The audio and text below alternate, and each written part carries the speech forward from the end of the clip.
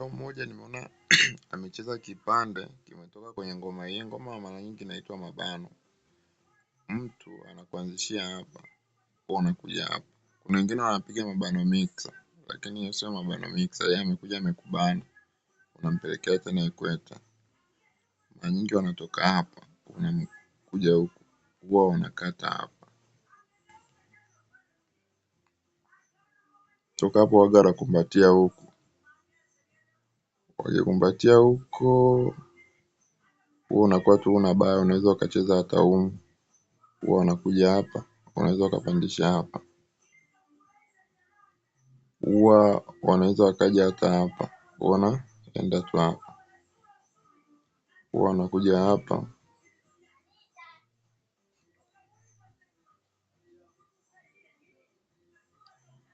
Wakija hapo mara nyingi wewe unawatega hapa.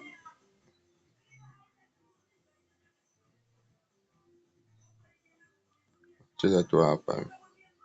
Mara nyingi wanaleta hapa. Unaweza ukaja ukabana hapa. Huwa wanakuja hapa, unamuomba hii kabisa. Ukishamuomba hiyo, anaweza akakupiga mbele. Huwa unamuwai hizi.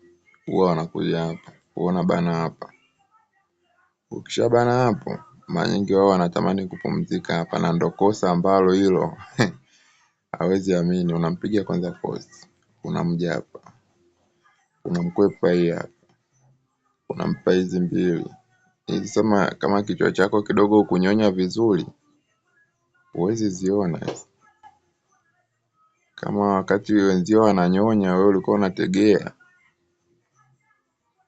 Umeona hii force. Sasa leo kuna mwamba nimemkuta anatembea na hiki kipande, mwanangu anakusanya maboya, anajiona yeye ndo mwamba nini.